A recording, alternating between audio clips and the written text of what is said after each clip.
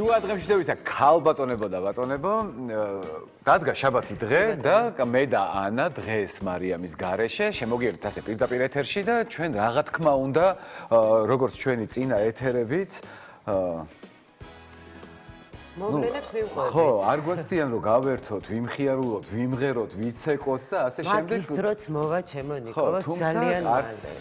უმაგისობაა და ვთქვათ პესიმისტურად, დეპრესიულად და მოწყენილად არც ვარ და არც ვიქნებით ბევრის ჯინაზე და დღევანდელი ჩვენი თემა მოვლენებიდან გამომდინარე შენთვის ძალიან რაღაცა მშობლიური არის და განსაკუთრებულად შეგეხებოდა ეს ყველაფერი მე დარწმუნებული ვარ. იცი რა, არ მგონია რომ მე განსაკუთრებულად შემეხებოდა, მხოლოდ მგონია რომ ყველა იმ ადამიანს განსაკუთრებულად შეეხო, ვისაც გული შეტკივა.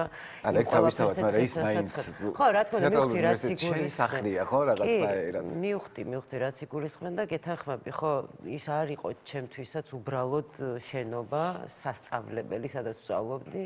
ეს არის შენობა, სადაც, რა ვიცი, გავიზარდე და ყველაზე მნიშვნელოვანი ეტაპი გავიარე ჩემი ცხოვრების და კი ნამდვილად ძალიან მეხება ეს ყველაფერი და ძალიან მტკივა, როცა ვუყურებ იმ ადამიანებს.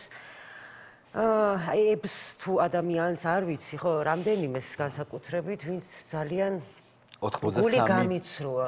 მეთქი იმ ადამიანებს ველაპარაკობ, რომელიც 83 დღეა აპროტესტებენ. ეს ცალკე თემაა, საერთოდ ჩემი უძვირფასესი მეგობრები, ასე დავარქმევდი, ჩემი პატარა მეგობრები, სტუდენტები, რომლებიც უკვე 83 დღე არიან თეატრალურ უნივერსიტეტში, აპროტესტებენ და აქედან 10 შეუწყვიტეს სტუდენტის სტატუსი, ხო, მაგრამ აი შეწყვეტის წინა დღეს მოხდა ესეთი რაღაც, მე დარწმუნებული ვარ მაყურებელმაც იცის, თუმცა ესე რაღაცა მოკლედ, შემდეგ სტუმრები უფრო ცვლად მოყვებიან ამ ყველაფერს, მაგრამ მოკლედ ვეტყვი მაყურებელს, რომ სტატუსის შეწყვეტამდე ერთი დღით ადრე ადმინისტრაციამ განაცხადა, რომ დეზინფექცია უნდა გაეკეთებინათ შენობის, თუმცა რა თქმა უნდა სტუდენტებმა არ დატოვეს შენობა, ტერიტორია, ხო, იმიტომ რომ არ შეეწყვიტათ პროტესტი და მაინც ყველაფრის მიუხედავად, ამის მიუხედავად გადაწყდა, რომ დეზინფექცია გაკეთებულიყო და ადამიანებს პირდაპირ სახეში ასხამდნენ ამ ხსნარებს და ხო, რეალური საფრთხის ქვეშ დააყენეს და შემდეგ უკვე ამ ყველაფერს მოყვა მეორე დღეს სტუდენტის სტატუსის შეჩერება, თუმცა ძალიან ყველაფერი სხვანაირად დასრულდა და აღუდგინეს სტუდენტებს და ეს რამხელა ბრძოლის შედეგად მოხდა და რამდენი საუბრის და ნაბიჯის გადადგმის შემდეგ ეს ცალკე თემაა და კიდევ გუშინდელ საზოგადოებრივ მაუწყებელზე მინდა მეთქვა გუშინ ძალიან კარგი გამოსვლა ჰქონდათ ბავშვებს. სამწუხაროდ გიორგი შალუტაშვილი არ მიბრძანდა იქ. რატო კაცო, საინტერესოა. ამას ალბათ სტუდენტები გვეტყვიან, უფრო კარგად. თუმცა მეც მაქვს ჩემი აზრი, მაგრამ ახლა თავს შევიკავებ ალბათ ჯობს სტუმრებმა ისაუბროთ. აი, რა საინტერესო, სულ ვამბობ ხოლმე ბევრ ეთერში მithქვავს, რომ დედა ჩემი მთელი მისი ცხოვრება უნივერსიტეტში გეოფიზიკის ფაკულტეტზე ასწავლიდა და მეც იგავიზარდე ფაქტიურად დედასთან ძალიან მიყვარდა კათედრაზე ყოფნა და მთელი ცხოვრება ხედავდი ლექტორების და სტუდენტების დამოკიდებულებას. მართლა მშობლები იყვნენ და ისინი შვილები, აი ეს განცდა ჰქონდა ყველა ლექტორს მე რასაც უყურებდი იქ და განსაკუთრებით დედაჩემი ვიცი ძალიან კარგად რა დამოკიდებულებით და ვერ ხსნი როგორ შეიძლება რომ რექტორმა აი ესეთი გადაწყვეტილებები მიიღოს და ესე მოექცეს საკუთარ შვილებს ხო თუ ის შვილი არ არის და ესე არ უყურებს მაშინ ის არ არის პედაგოგი ჩემთვის ხო და რა ვიცი წარმოადგინოთ სტუმრები ხო ჩვენ რაღაც ძალიან ბევრი ვისაუბრეთ მე მგონი და წარმოადგენ თუ შეიძლება სტუმრებს თეატრალური უნივერსიტეტის სტუდენტი ამირან ჯიმშერაშვილი ასევე თეატრალური უნივერსიტეტის სტუდენტი ლიზა წერეთელი კინომცოდნე და თეატრალური უნივერსიტეტის პროფესორი ლელა ოჩიაური თეატრმცოდნე ასოცირებული პროფესორი ლაშა ჭყარტიშვილი ძალიან დიდი მადლობა რომ ხართ დღეს ჩვენთან ერთად და ძირფასო სტუდენტები დავიწყოთ ხო აბა რა ხდება მოგწევით ეხლა ჩვენ ესე მოკლედ კი თქვით უკვე სიტუაცია მაგრამ მაინც თქვენგან მოვისმენდით უფრო ვცვლად 83 დღის მანძილზე პროტესტის ნიშნად ისხედით თეატრის უნივერსიტეტის კი ბატონო ფოიეში. ფაქტიურად. ო, ასე გამოდის. იყო თუ არა კომუნიკაცია ხელმძღვანელობის მხრიდან? რა ურთიერთობა გქონდათ ერთმანეთთან და ან გქონდათ თუ არა საერთოდ კომუნიკაცია? პირველ რიგში მადლობა მოწვევისთვის.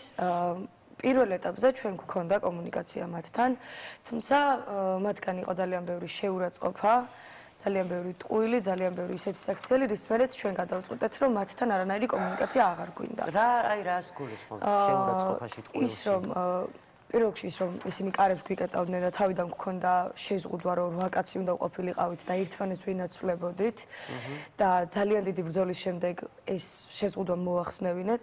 მერე იყო ეს საჭმლის არ შემოტანა უნივერსიტეტში რექტორისგან და ამ დროს დაემატა ზუსტად ეს მესამე მოთხოვნა, მისი გადადგომა, იმიტომ რომ ჩვენ არ შევსულვართ ამ მოთხოვნით ფოიეში. იყო შეურაცხყოფა, რომ ჩვენ ბანერებს, რომლებიც აი ხა ჩანს, ძონძებს ეძახდნენ, სადაც პატიმრების სახელები იყო და ეს ყველაფერი ძონძებია, თქვენ გააჩინეთ რწყილები და აქ რაღაც ჰიგიენაზე იყო ლაპარაკი, თითქოს ჩვენ გამო რაღაც უნივერსიტეტს ელახებოდა სახელი ასე შემდეგ და ამის მერე მივხვდით, რომ ესეთ ადამიანებთან კომუნიკაცია აღარ გვინდა. და ბოლოს უკვე თვითონაც არც გვესალმებოდნენ, ჩაივლიდნენ ხოლმე ჩვენ როცა გვეძინა, ადიოდნენ ლიფტით, მუშაობდნენ. აკადემიური პერსონალიც დაცვებს ესალმებოდა მხოლოდ, ჩვენ არც გვაქცევდა ყურადღებას და გამარჯვებასაც არ გვეუბნებოდა. შესაბამისად, ჩვენც გავწყვიტეთ მასთან კომუნიკაცია. რაც შეეხება სტატუსის აღდგენას, ეს ბევრჯერ გაჟღერდა, მაგრამ გვინდა რომ კიდე სულ ჟღერდეს ეს ფრაზა, რომ მიუხედავად იმისა, რომ სტატუსი აღდგა, ის მორალური ზიანი, რაც მათ მოგვაყენეს, კიდევ ძალშია და ის ამდენი შეურაცხყოფა, რაც ჩვენ მივიღეთ, არ დაგვიწყებია და ეხლა რომ სტატუსი აღვიდგინეს, არ ვაპირებთ, რომ მათ მადლობა უთხრათ ან ბოდიში და გავაგრძელოთ ჩვეულებრივად ყველაფერი, არაფერი არ გვაქვს სამადლობელი, არც საბოდიშო.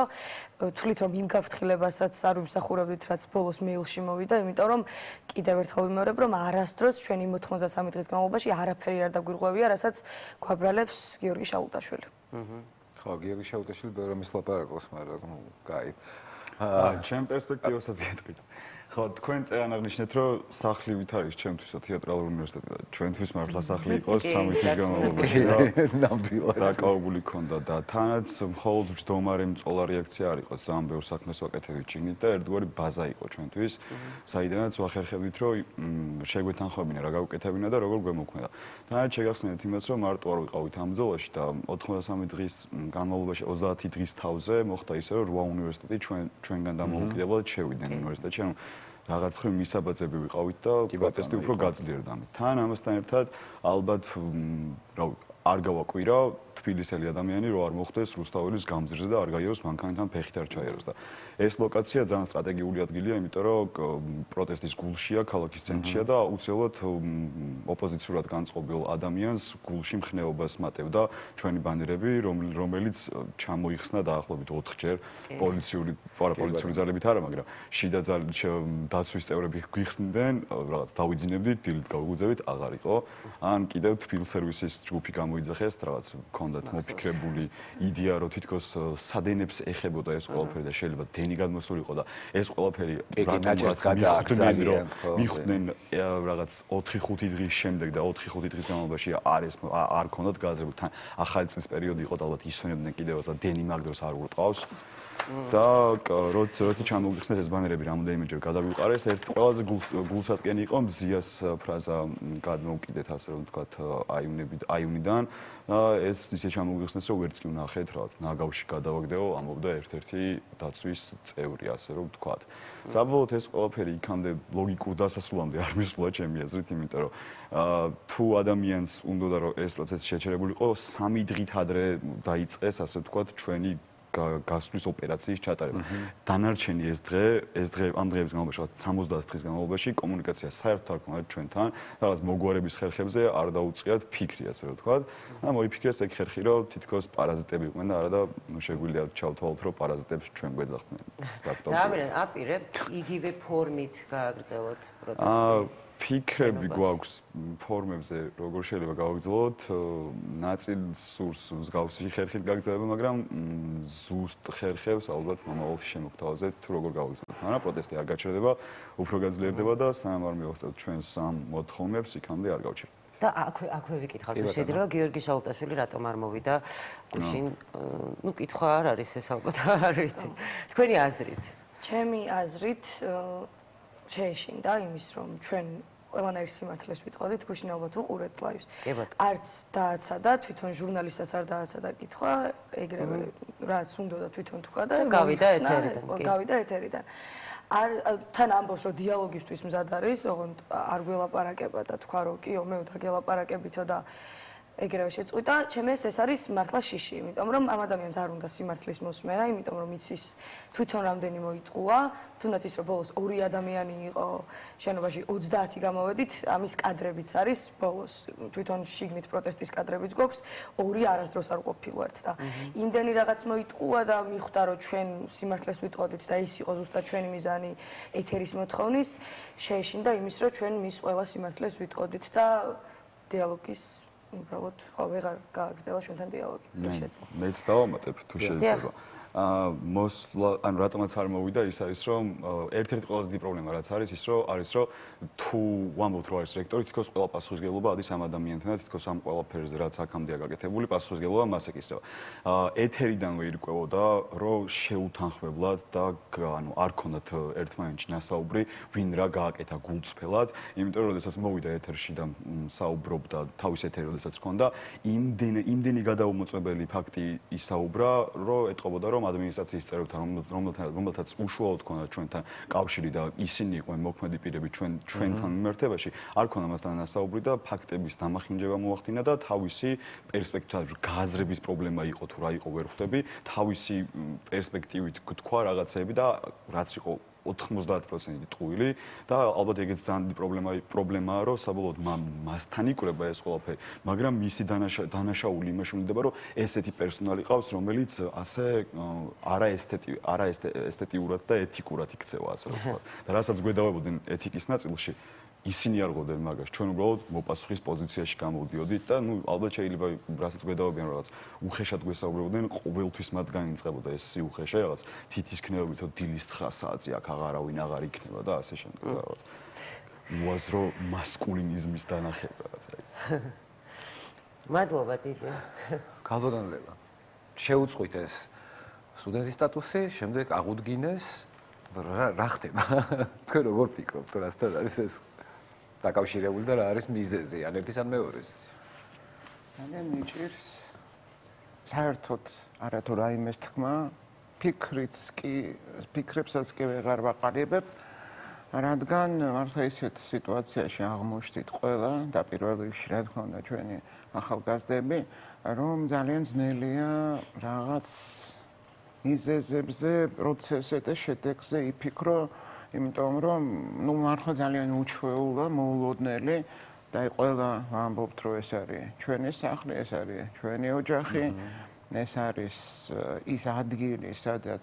ჩვენ თავშესაფარად წარმოგვიდგენია ყველას და მე დარწმუნებული ვარ რომ ვიყავი ყოველ შემთხვევაში რომ ნებისმიერი ადამიანი რომელიც მუშაობს სხვადასხვა სფეროში თეატრის და კინოს უნივერსიტეტში ვართ ერთად და ერთნაირები და ერთიანები სრულად განსხვავებული შეხედულებების მიუხედავად მე უბრალოდ ერთის მინდა გავაკეთო რომ არ გაჩნდეს ის აზრი რომ ჩვენ არ წარმოვანდგეთ ახლა არ საუბრობ თეატრის და კინოს უნივერსიტეტის სახელით იმიტომ რომ ჩვენ ამის უფლება არ გვაქვს თუნდაც კი ვართ მუშაობთ მაგრამ არ გვაქვს უფლება რომ ვინმეს სახელით ვისაუბროთ თუნდაც იმ ადამიანის რომელიც შემენაირად ფიქრობს რომ ეს მაინც მაყურებელმა ჯობია რომ იცოდეს და ის რაც მოხდა მაგრამ ჩვენ თავარი პრობლემიდან დაიწყო ეს ყველაფერი ხო რომ ახალგაზრდებმა ისე როგორც თითქმის მთელმა ქვეყანამ დაიწყო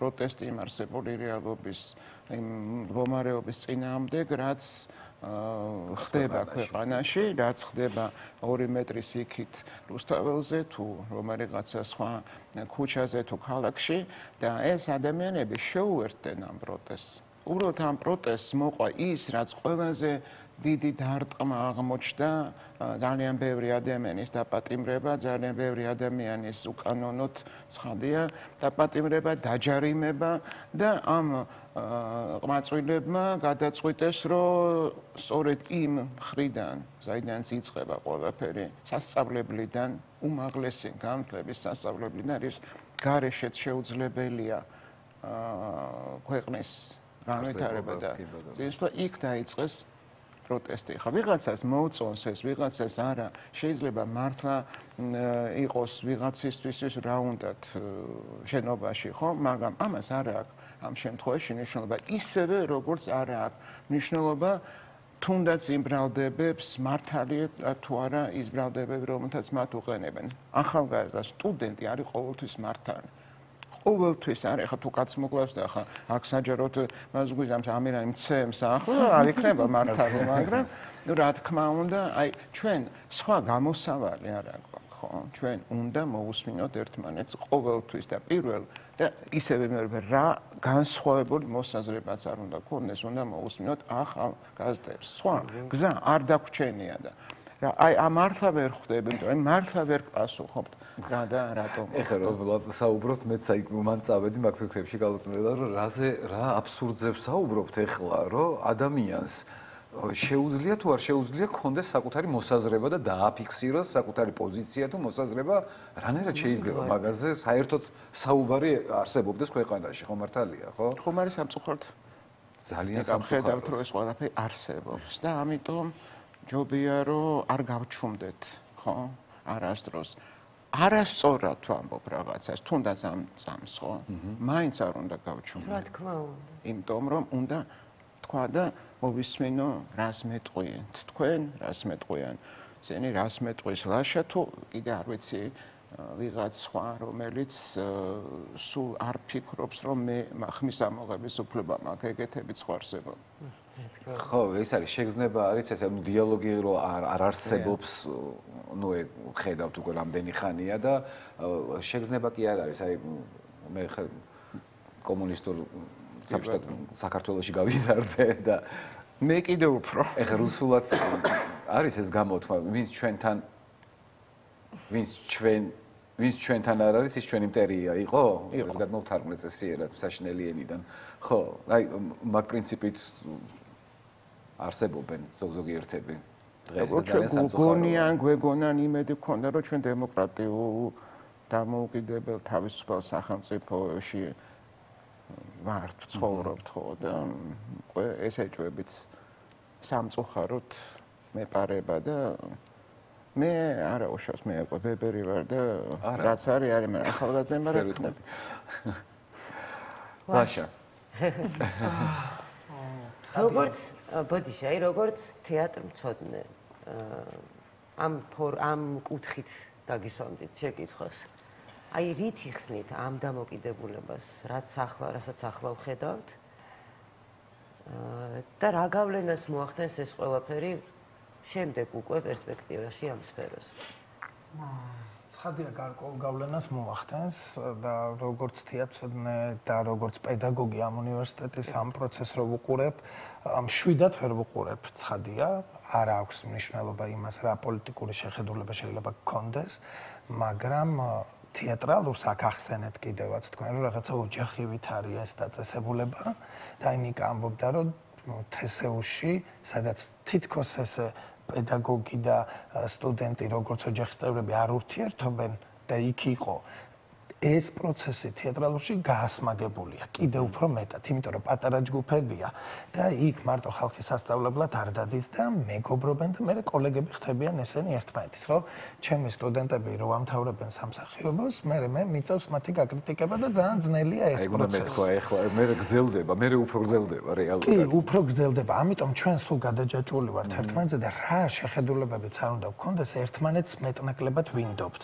აი, ფაკულტეტის ხდომა აკადემიური საბჭოს ხდომა, წარმომადგენლობითი საბჭოს ხდომა, თუ რა შეკრებაც არ უნდა იყოს, განსხვავებული აზრების მიუხედავად, ჩვენთან კიდევ უფრო მეტი დანდობა, ვიდრე სხვა უნივერსიტეტში. ეს ნამდვილად შემიძლია ვთქვა, იმიტომ რომ სხვა უნივერსიტეტებთანაც მითანამშრომლია. მაგრამ აი ამ ჩიხში რო შევედით, ამ სტუდენტებთან ურთიერთობაში, ეს არის ფაქტი და მე მგონია რომ ჩვენ კრიზისი ვერ ვმართეთ უნივერსიტეტმა. ეხლა კონკრეტულ პედაგოგებზე, პროფესორებზე არ ვამბობ ცხადია, რომლებიც მიდიოდნენ ამ ბავშვებთან ელაპარაკებოდნენ, ესაუბრებოდნენ. მე არ მივდიოდი იმ ადგილას, იმიტომ რომ ყველა არ იყო ჩემი სტუდენტი. 6 ბავშვი იყო მხოლოდ ჩემი სტუდენტი და როცა მე მათთან მქონდა შეხება, ჩემს აზრს ვეუბნებოდი, როგორ შეიძლებოდა ეს პროტესტი გამოეხატათ, მაგრამ ისინი ყოველთვის ჯგუფურად, გუნდურად იღებდნენ ერთობლივად გადაწყვეტილებას და მიუხედავად იმისა, რომ შეიძლება რაღაცაში არ დავთანხმებულიყავი, არ დამიტუქსავს ვერც ერთი მათგანი ამას ვერ იტყვის და ახლა ადექით აქედან ეგ არ მithქვამს, იმიტომ რომ კი ვუთხარი, რომ იქნება ეს ფორმა არ იყოს სწორი, იმიტომ რომ უცხოელი დოქტორანტები ჩამომივიდნენ და ეს დერეფანი გავიარეთ და რა ვიცი ვის ეს სიამოვნება ახლა იქ გავლა და დარწმუნებული ვარ არც ამ ბავშვებს არ მოწონდათ იქ მაგრამ სხვანაირი ფორმა ამ ეტაპზე ვერ იპოვეს და დარწმუნებული ვარ რომ ამ პროტესტს გააგრძელებენ და რატომ ვიყავი ესეთი ლიბერალური ამ ბავშვების მიმართ იმიტომ რომ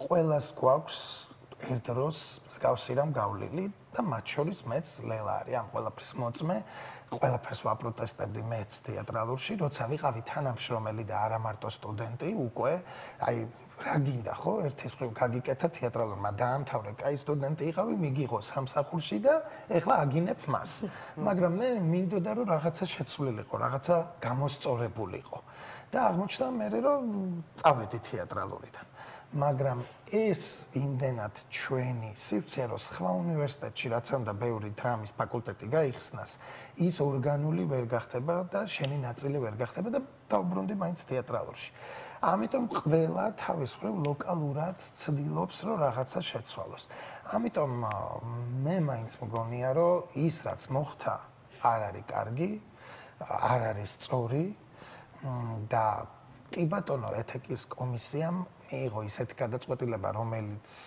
გახდა საჯარო და განხილვის საგანი და გაპროტესტების საგანი კიდევ უფრო და გაღიზიანების საზოგადოების მაგრამ ის არ იყო საბოლოო ინსტანცია თან საბედნიეროდ აღდგა სტუდენტების სტატუსი და არ ამგონია რომ მხოლოდ პროფესორების ინიციატივის გამო მოხდა ეს ყველაფერი მაინც გულის სიღრმეში მგონია რომ გიორგი შაუტაშვილის მოწაფეებიც არიან იქ მისი სტუდენტები ხო ნაწილი ადრე უფრო მეტი იყო ახლა ერთია თუ რაღაცა არ ვიცი სუიცვლებიან არ გაწირავდა მის სტუდენტს ასე ბოლომდე თუმცა საბჭოთა პერიოდშიც ხო თეატრალურში ყოფილა მსგავსი შემთხვევები რა თვალსაზრისით რომ სტუდენტის გარიცხვაზე მოწვეულა გარკვეული საბჭო მაშინ შეიძლება ეთიკის კომისია არ ერქვა სხვა სტრუქტურა იყო მაგრამ არ გაურიცხავთ არავინ არასდროს.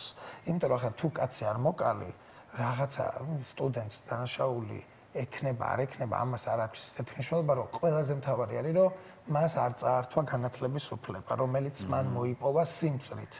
და მეც მგონია, რომ როგორც მე ვიყავი სტუდენტი და ვაპროტესტებდი და ახლაც მჯერა, რომ მართალი ვიყავი, და ახლა შეიძლება თლად ბოლომდე არ მესმოდეს არა და მესმის რასაც აპროტესტებენ ეს ბავშვები არიან მართლები და ჩვენ მიუხედავად იმისა რომ მე ჩემს თავზე ვამბობ ამ შემთხვევაში იმიტომ რომ არ წარმოვადგენ ადმინისტრაციას არც გარდა პროფესორის თანამდებობისა მე არაფერი სხვა თანამდებობა ადმინისტრაციული არ მიჭირავს თეატრალურში შევდივარ ლექციას ვატარებ მოვდივარ მეტი არაფერი არ მეხება აი ყველა სტრუქტურა უფრო მეტად უნდა ყოფილიყო ჩემი აზრით ჩართული რომ აქამდე არ მისულიყო საქმე რას გულისხმობ არ დამდგარიყო დღის წესრიგში სტუდენტების სტატუსის შეჩერება და მისი სწავლის უფლების განათლების მიღების უფლების წართმევამდე არ უნდა მისულიყო საქმე ეხლა თითქმის ეს პრობლემა გადაჭრილია და ამოწურულია მაგრამ აი ნახოთ როგორ გააგრძელებენ ბავშვები ამ პროტესტს. ვაშამ ახსენა ეთიკის კომისია. თუ არ ვწდები, როგორც მე ვიცი, ლელა წევრი იყო, ხო, ეთიკის კომისიის თუ მეშლება. ეთიკის კომისია ახსენა ვაშამ და მე როგორც ვიცი, თუ არ მეშლება, კიდევ ერთხელ ვამბობ, ეთიკის კომისიის წევრი იყავით თქვენ ერთ-ერთი. მე ვიყავი. ადრე. წინა კომისიის წევრი. და რატომ აღარ ხართ ახლა?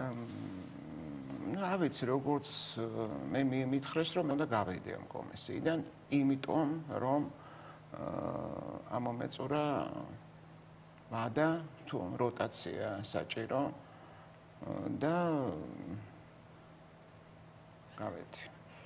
რეალურად რა ფუნქცია აქვს ეთიკის კომისიას? რა დატვირთვა აქვს?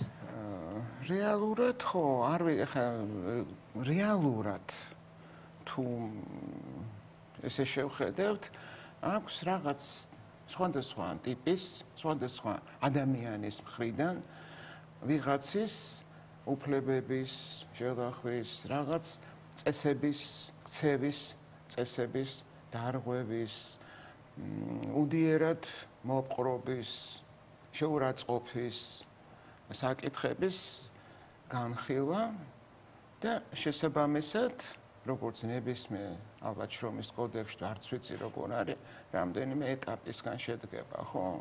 შენიშვნა, გაფრთხილება, საყვედური და ასე შემდეგ. რაღაც გააჩნია რა, ზოგჯერ რა თქმა უნდა, ეს არ მიიღება, მაგრამ აქ კიდე ერთი პრობლემა გაჩნდა, რომ კომისიასთან ერთად შეიცვალა ისიც კოდექსი.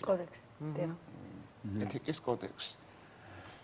რომელშიც საკმაოდ ისეთი ახალი ისეთი პუნქტები გაჩნდა, რომ რამაც შესაძლებელი გახდა რაღაც გადაწყვეტილების მიღება, მაგრამ აი ნამდვილად არც ერთი არ ვართ აქ, ვინც კანონის დარღვევას ჩავიდნენ და გვინდა კანონის დარღვევა. ყველა ვართ კანონმორჩილი ადამიანი. მაგრამ ნებისმიერ კანონს, ნებისმიერ განაჩენს, დღევანდელი სასამართლო იქნება თუ გუშინდელი თუ ხვალინდელი, ნებისმიერ განაჩენს აქვს ორი ვარიანტი. ან ის, ან ეს. იქ რაც არ უნდა ეწევოს, რომ აი ეს არის კოკა-კოლა, მე შემიძლია არ დავლიო ეს კოკა-კოლა. გინდა თუ არა, დავლით ხარ დამალევინებთ. ანუ ამ კომისიის გადაწყვეტილება არის აღმოჩნდა კიდევ ერთი ნაღმი, რომელიც ძალიან ცუდად აფეთქდა. რომ არ ყოფილიყო ეს გადაწყვეტილება, მანამდე რომ არ ყოფილიყო ეს პატრული თუ პოლიციის შემოსვლა, რომ არ მოყოლოდა ამას დაჯარიმება, რომ არ ყოფილიყო, აი ასე შემდეგ უკვე შენობის დატოვება და რეალური საფრთხე, რომ ახლა შეიძლება რომელიმე მათგანი დააპატიმრონ, 2 დღით იქნება, 2 კვირით თუ 90 დღით, ან მეორე ჯარიმა გამოუწერონ. ეს შეიძლებოდა მართლა არაფერი არ ყოფილიყო. და რაც მთავარია, ხა ჩვენ სულ ლაპარაკობთ იმაზე, რომ კომუნიკაცია არ ქონდა. არ ქონდა კომუნიკაცია. ერთი მხრიდან, მეორე ჩემი მხრიდან თუ მათი უშუალო პედაგოგების მხრიდან ასეთი კომუნიკაცია არ ქონდა, რა თქმა უნდა. და ვინც ბრძანდებოდით იმ ჩვენ ერთად შეხვედრაზე, მე გითხარით, რომ თუ რამე დაგჭირდათ, მომართეთ, კი ბატონო. და ნუ ან მე თუ რაღაცას ჩავთვლი, ანუ კომუნიკაციის პრობლემა კი არ იყო, რომ მე არ დაველაპარაკები ამათ, ან ესენი არ დამელაპარაკებიან მე, ან თუნდაც იგივე რასაც ამბობი, რომ აი პროცესში, როდესაც ჩვენ უკვე ვეღარ ვლაპარაკობთ, აღარ გვესმის ერთმანეთის, რა თქმა უნდა, ეგეც აღმოჩნდა, რომ ჩიხია, ხო? და როდესაც მე აღმოჩნდი ჩიხში, ამ ჩიხი ნახონდა გამოსავალი მოუძენო და მეორე ჩიხში რო შევიდე, მეორე ჩიხიდანაც ხო უნდა დავბრუნდე უკან, თუ დავდგე და იქ დავასრულო ჩემი არსებობა, ხო? მაგრამ მე მაინც ყოველთვის ჯერა, რომ ნებისმიერ სიტუაციაში, რაც არ უნდა, როგორი გაბრაზებულებიც არ უნდა ვიყო და ჩვენ უკვე დიდი ხანია სხვადასხვა მიზეზით გაბრაზებულები ვართ, ხო? სხვადასხვა ტიპის პროტესტის, მას გულისხმობ ხო კინო ცენტრის და ასე შემდეგ რომელშიც ახლა მე პირადად, იმიტომ რომ ჩემი საქმიანობა ამასთან დაკავშირებული, სულ ვარ ხოლმე ჩართული საზოგადოებრივ იმებზე არ მაქვს ლაპარაკი, ყოველთვის არსებობს დიალოგის ყოველთვის შეიძლება. ოღონდ რა თქმა უნდა ეს დიალოგი უნდა გვინდოდეს ორივეს. მე გელაპარაკოთ და თქვენ არ მომისმინოთ. ომის შემდეგაც კი ზავდება ორი დაპირისპირებული სახელმწიფო, ხო? და რაღაცნაირად ლაპარაკობენ. ოღონდ ეს რა თქმა უნდა არ უნდა იყოს ახლა მე ხა ბერლინის კედელი უნდა ამაშენო და სოციალისტურ ბანაკად დავყო, ნუ ასე ვთქვა, ორბანაკად დავყო მსოფლიო და შენ კიდე ახლა დაჯექი და მასკენი, იჯექი შენთვის სადღაც. რა თქმა უნდა, ხო, ანუ დიალოგი არის და გაზიარება. რა თქმა უნდა და დიალოგის წარმართვასაც ჭირდება. სხვათა შორის ახლა უბრალოდ პატარა იმას ჩართვას გავაკეთებ. აი ახლა რომ მოვდიოდი შეება თქვენ უკვე იცით ჩვენ სტუდენტებმა შექმნეს პლატფორმა, ხო, რომელიც ალბათ უკვე მოგვიწოდეს, ნუ ჩვენ ჯერ არა, მაგრამ სტუდენტებს, დოქტორანტებს და ყველას, რომ ეს პლატფორმა რომელიც არის, ნუ სათათბირო ალბათ, ხო? ხან ვერ წავიკითხე ბოლომდე რას იმაშვებოდნენ, რომელიც ალბათ კიდევ ერთი ძალიან კარგი რგოლი იქნება, შუამავალი რგოლი არა, ყველას ჩართულობით რგოლი, რომელზეც რამდენიც არ უნდა იჩხუბონ, მათ იკამათონ, მაინც ყველა შემთხვევაში უნდა მივიდნენ რაღაც ერთიან ან ორ დასკვნამდე და მე აბრიშოდან. რა თქმა უნდა, პროტესტი აუცილებლად ეჭვს არ მეპარება, რომ გაგრძელდება, დარწმუნებული ვარ. თუმცა თქვენი ვეგემიდან განცხადებიდან იმ დღეს მოვისმინე, რომ ალბათ სხვა ფორმას რა თქმა უნდა, თუ ეს პროტესტი შევიდა ჩიხში, რა თქმა უნდა, ახალი ფორმა უნდა მოიძებნოს, ოღონდ ამ პროტესტში არ უნდა დავტოვოთ მარტოკები. არ ვჭირდებით ახლა დედაც შეიძლება გინდა თუ არა შეგვერჩ დამიდექიო ეს პრობლემა არა გაქვთ, მაგრამ რა თქმა უნდა ჩვენი მხრიდან არა მე როგორც არა მარტო პედაგოგი ამიტომ არ ვლაპარაკობ, როგორც მოქალაქის მხრიდან აუცილებლად თვლი საჭიროთ, რომ როგორც მათ დაუდგე გვერდით, ისევე აი გოგონარვა მეგაფონით საოცარი შეძახილებით, ხო, რომელიც გამოძრავებს და გვაცოცხლებს, რა თქმა უნდა, მე იმ გოგონას სულ სახელი და გვარიც არ ვიცი და არც ვიცნობ. თუმცა სიამოვნებით გავიცნობ, იმიტომ რომ ეს არის ის, რაც ჩვენ გვაძლევს არსებობის ესენი უпростоოდ არიან ესენი და თუ ამათ არ დავუდექი, წავალ ბიჭებს სახში. დიდი მადლობა. მე მგონი ისე სტუდენტებთან გადავიდეთ და ამირან ლიზა. ალბათ ბოლო შეკითხვა იქნება, იმიტომ რომ საერთოდ რო სამწუხაროდ აღარ დაგვჭა ძალიან ბევრი, მაგრამ ალბათ მოლოდინებზე უნდა ვისაუბროთ. ის რომ პროტესტი გაგრძელდება, არ ვიცით ჯერ რა ფორმით, მაგრამ გაგრძელდება, ამაში მეც დარწმუნებული ვარ და არაფერი არ შეგაშინებთ და დაგახევინებთ უკან პირიქით. მაგრამ მაინც აი რა მოლოდინები გაქვთ, რას ველით, რა იქნება? თუ გინდა დავუწყო. ხო, ალბათ ცოტა შორიდან უნდა დავიწყოთ, იმიტომ რომ ეს უნივერსიტეტის პრობლემა, რაც ამ წამს გვაქვს, არ არის მხოლოდ ჩვენი პრობლემა. რო გადავიტანოთ, თქვა, ჩვენ ვიყავით უნივერსიტეტი, რომელმაც ამაზე რაღაც ხმამაღლა ისაუბრა, თავისი გასაკეთებელი გააკეთა, პროტესტში შევიდა, დაპირისპირებული მხარეც ნახა, რაღაც ებძოლა, თავისი ხერხიც ნახა. ეს ყველაფერი ხდება ყველა უნივერსიტეტში, აბსოლუტურად ყველა უნივერსიტეტში, როდესაც რაღაც ადმინისტრაციის კონკრეტული წევრები არიან რაღაც ჩარჩოში მომქცევი ადამიანები. ძალიან ვფიქრობ და ვგონია, რომ ეს ყველაფერი იწყება სისტემისგან და სისტემა უკვე, რო შევხედოთ, მე-13 წელია უკვე აძლიერებს თავის თავს და არა მარტო რაღაც სხვა საჯარო სივრცეებში, უკვე უნივერსიტეტზეც გადმოვიდა და ცდილობს თავის მარწუხებში მოაქციოს. მაგრამ ჩვენ ის თაობა ვართ, რომელიც დამოუკიდებელ საქართველოში დაიბადა, გაიზარდა, ვიცით გემო, არ გვახსოვს რაღაც სიტყვის შეზღუდვის ფენომენი რა არის და ყოველთვის იმას ვამბობდით და ვაკეთებდით, რაც გვსურდა. რა თქმა უნდა, უფროს თაობებისგან ოდნავ, ასე ვთქვათ, შესწორებულს, იმიტომ რომ ხო თუ ადამიანი ძენია, ცოტას უსმენს სხვებსაც, სხვის გამოცდილებებსაც და სხვის შესწავლებზე სწავლობს.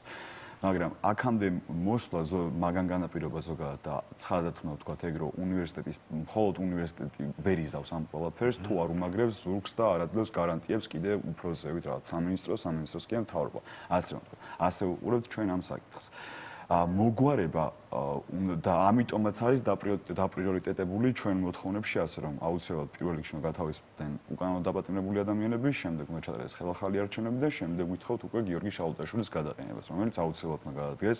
ჩვენი მოთხოვნა არ შეიძლება, იმიტომ რომ ეს ზიანი, რაც ჩვენს მორალს მიადგა და ის ზიანი, რეპუტაციული ზიანი, რაც უნივერსიტეტს მიადგა, უნივერსიტეტს გონია რომ ტაძარი არის ხელოვნების, რაღაც კულტურის და ამ დროს ყავს ასეთი ხელმძღვანელი, რომელიც ასეთ რაღაცებს აკეთებს და შეიძლება მომავალშიც პრეცედენტული იყო. ჩვენი ბრძოლა არ არის მხოლოდ ჩვენი თავისთვის, ეს ბრძოლა არის მომავალი თეატრალური უნივერსიტეტის სტუდენტებისთვის. მე მეოთხე კურსელი ვარ მაგალითად და რაღაც ერთ წელიწადში თუ ყველაფერს ისე გავაკეთებ, როგორც უნდა გავაკეთო, ვრჩები ამ უნივერსიტეტს და მივიდივარ და არ მსურს რომ ჩემს ბრძოლას, ასე ვთქვათ, არ კონდეს აზრი და მომავალში ეს ახალი ეთიკის კოდექსი რაც მიიღეს, პირდაპირ ერთ-ერთი მუხლი გვეუბნება იმას, რომ სტუდენტი უნდა იყოს აუცილებლად აპოლიტიკური. თანაც ეს გაყვეს და ცალკე, ანუ წინა კოდექსში იყო, რომ ორივესთვის, ანუ ორივესთვის ადმინისტრაციისთვის, ლექტორებისთვისაც იყო ეს კოდექსი და ასევე სტუდენტებისთვის, ანუ ერთ სივრცეში ვიყავით მოაზრებული. ეხლა არის გაყოფილი და ცალკე სტუდენტისთვის არის, ცალკე პედაგოგებისთვის და ადმინისტრაციის წევრებისთვის.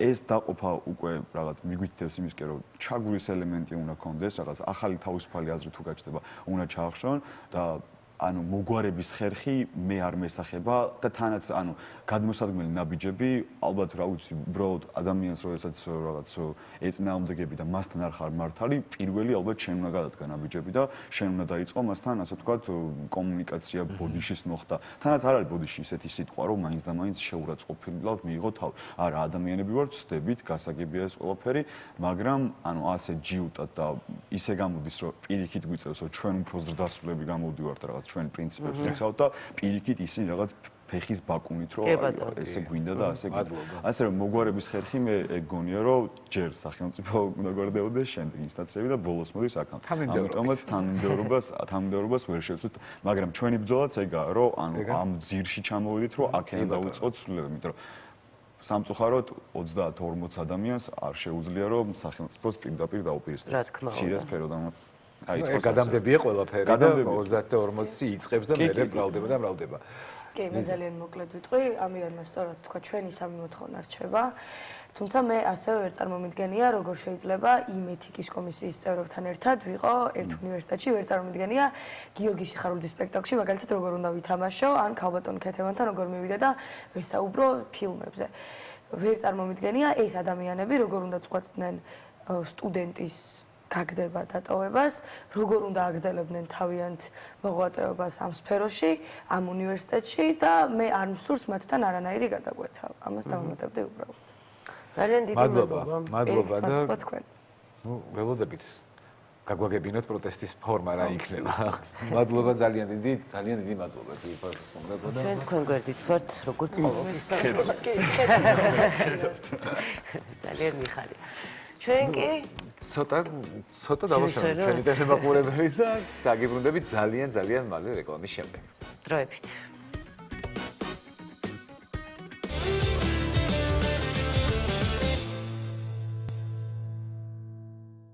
აი როგორც დაგხვდით, მალე დაგიბრუნდით პირდაპირ ეთერში და დავუბრუნდით არაჩვეულებრივ სტუმართან ერთად. მსახიობი ანა ამილახვარი არის ჩვენი სტუმარი. გამარჯობა. ძალიან დიდი მადლობა მოპატიჟებისთვის. დიდი მადლობა შენ რომ მოხვედი, ძალიან ხშირად გხედავთ უკვე და გხედავს მაყურებელიც. სოციალურ ქსელში ძალიან აქტიური ხარ, რუსთაველის გამზირზეც ძალიან აქტიური ხარ და ტელეეთერებშიც უკვე. თეატრშიც ძალიან აქტიური ხარ, მინდა ვთქვა, ყველა სახსოვს ალბათ შენი პროტესტის გამოხატვის ფორმა, როცა სპექტაკლის დასასრულს წარწერით გამოხვედი, აი ხედავს ახლა მაყურებელიც კადრებს. ეს თამთა არის, მე მგონი? კი ბატონო, თამთა ინაშვილი და ნატალია ყულოშვილი. კი ბატონო. ხო, ეხლა მოგვიყევი ჯერ თავიდან რა მოხდა? ზოგადად დავიწყებ იმითი, რომ ძალიან აქტიური გოგო ვარ. კი ბატონო, ცხოვრებაში და ამ წელს განსაკუთრებით, ოღონდ უკვე სულ სხვა ამპლუაში.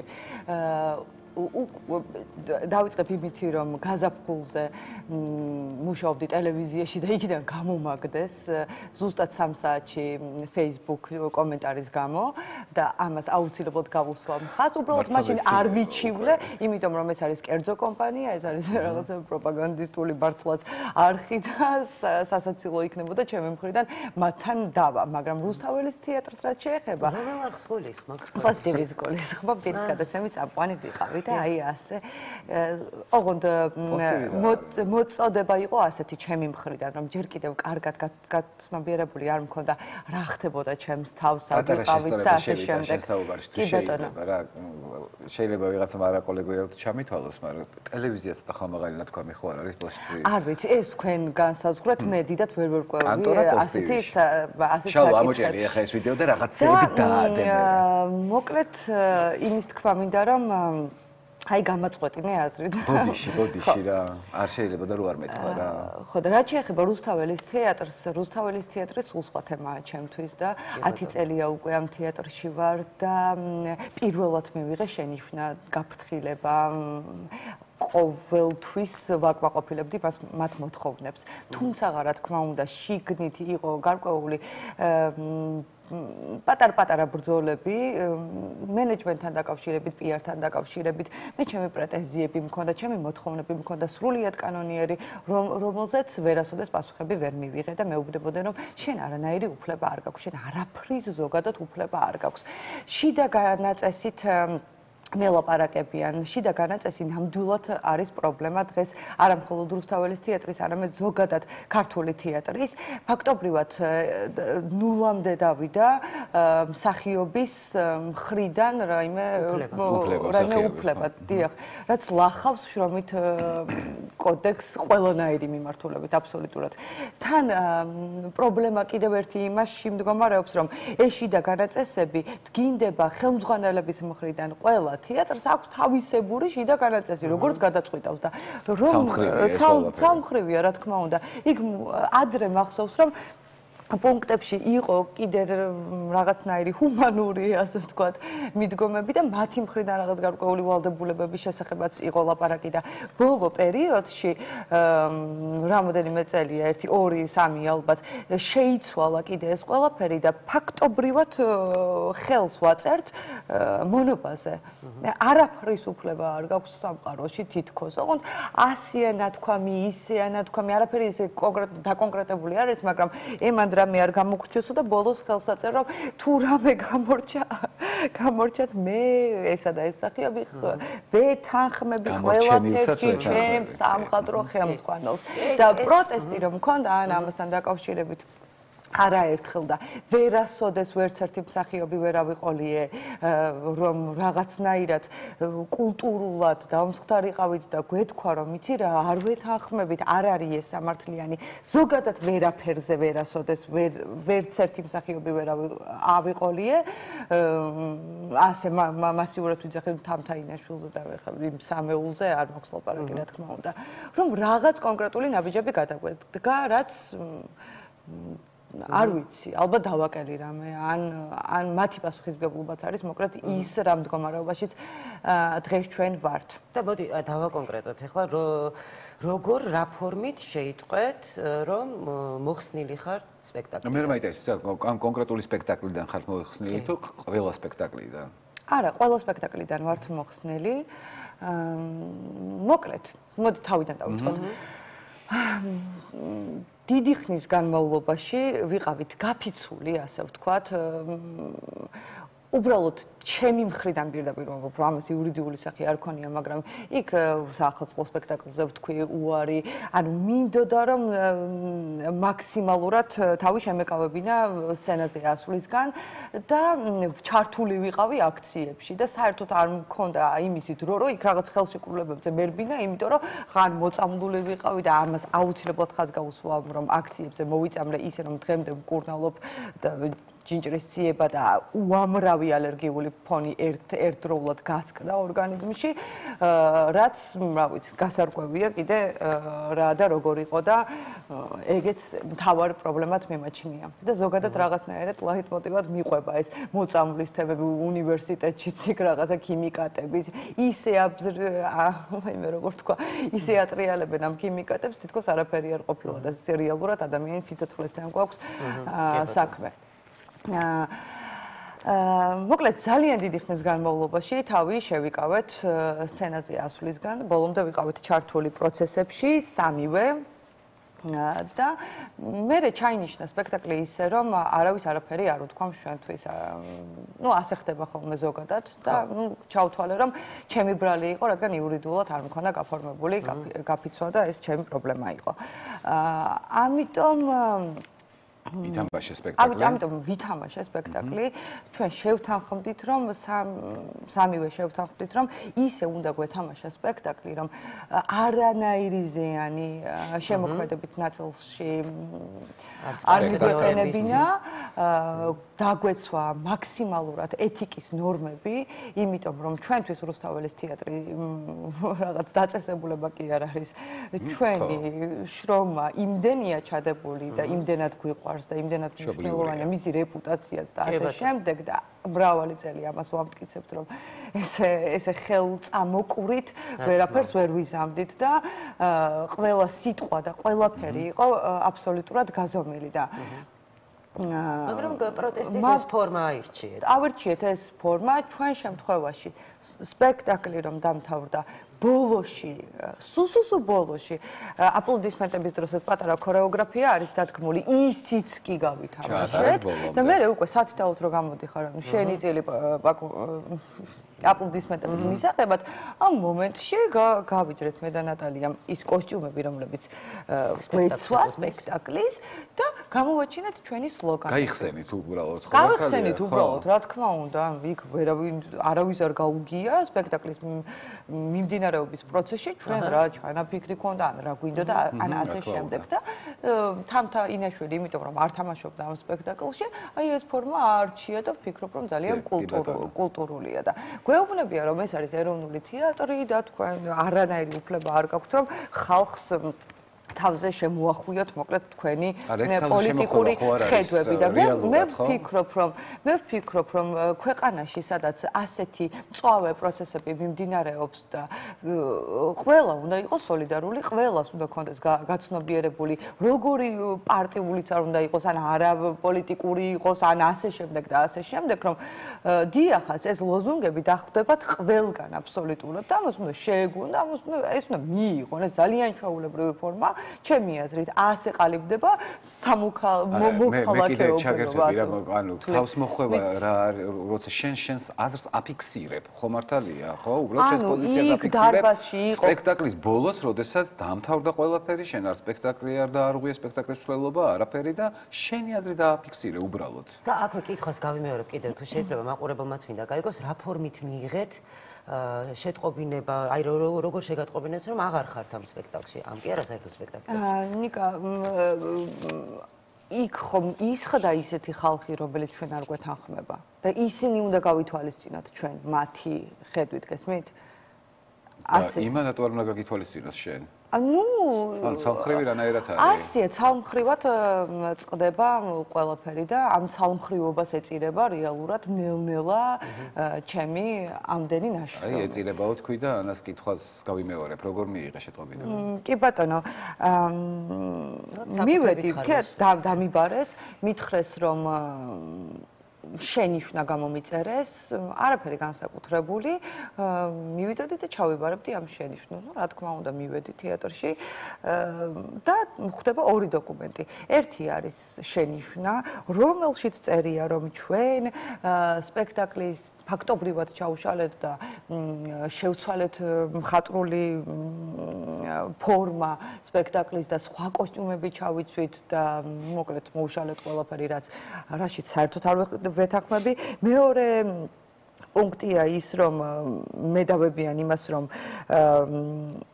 სააგიტაციო პროპაგანდისტული სლოგანები გქონდა, რაშიც ასევე არ ვეთანხმები, იმიტომ რომ ჩვენ სოლიდარობა გამოვუცხადებთ პატიმრებს, რომელთა დანაშაულიც ამდენი ხნის განმავლობაში ერთი პუნქტითაც ვერ დაგვიდასტურეს და კიდევ გვედავებიან იმაში, რომ ჩვენ შევლახეთ ღირსება რუსთაველის თეატრის. ანუ მე ვფიქრობ, რომ არ შემილახია რუსთაველის თეატრის ღირსება, პირიქით ვზრუნავ რუსთაველის თეატრის რეპუტაციაზე, თუ რუსთაველის თეატრი წარმოადგენს ეროვნულ თეატრს, მაშინ ის წარმოადგენს საკუთრებას ამ ერისას და ის ეკუთვნის ყველანაირ ადამიანს მისი ხედვის და განმარტიმრების მიმართ სოლიდარობა ადამიანური ნაბიჯი არის და ადამიანური ქმედება და ჰუმანური. და ამის გამო, მოკლედ, მომხსნე სპექტაკლებიდან და ანუ ორი სასჯელია, ნახე, ერთი არის ეს შენიშვნა, რომელიც გულისხმობს, აი როგორი რაღაც არის, ისიც იურისტმა ამიხსნა, მანამდე რაღაცნაირად ვერაფერს სანამ იურისტთან მოკლედ არ მივედი, მანამდე ვიყავი ძალიან დაჩაგრულ პოზიციაში და მეგონა რომ საერთოდ არანაირი ვერკეტი არ მქონდა ხელში და მოკლედ ვიყავი ჩემთვის ჩუმა და მე იურისტმა ამიხსნა, რომ მოკლედ ასეც არ ყოფილა საქმე.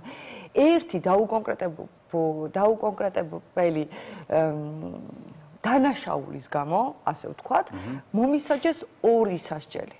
ერთი არის აი ეს შენიშვნა, რომელიც აი დღეს რომ თქვენთან ვლაპარაკობ და ინტერვიუს ვაძლევ, ასე რომ ვაქტიურობ, ყველგან იქ შიდა განაწილში წერია, რომ მე წარმოვადგენ რუსთაველის თეატრის სახელს ყველგან ყოველთვის ნებისმიერ სივრცეში. გესმით და ანუ იგივე რო გამიმეორენ, რომ აი შენ კვლავ შეურაცხავი რუსთაველის თეატრის სახელი, იმიტომ რომ რაღაცა სტუდენტების გვერდზე დგახარ დაუშვათ იქ საზმაოსთან აპროტესტებ და ასე შემდეგ და ასე ნებისმიერი მიზეზი შეიძლება მოიყვანონ, ისე შეუძლიათ, რომ სამსახურიდან გამათავისუფლონ, რომ არც კი დაწერონ მიზეზი, რატომ მათავისუფლებენ, რაც რა თქმა უნდა არანაირად არ მაწყობს, იმიტომ რომ 33 წლის ვარ და კიდევ ვაპირებ კარიერის გაგრძელებას და არ ვიცი ეს საქართველოში მოხდება თუ საზღვარგარეთ მოხდება და არსებობს ქვეყნები, სადაც ეგეთ რაღაცებს ყურადღებას აქცევენ და ამან შეიძლება გააფუჭოს ჩემი მომავალი, ასე ვთქვათ, აი ესეთმა შენიშვნა და მეორე არის, რომ მომხსნე სპექტაკლებიდან. ამის უფლება ითამაშა უკვე გუშინ, ანუ ამიტომ აიწია ეს ამბავი გუშინ.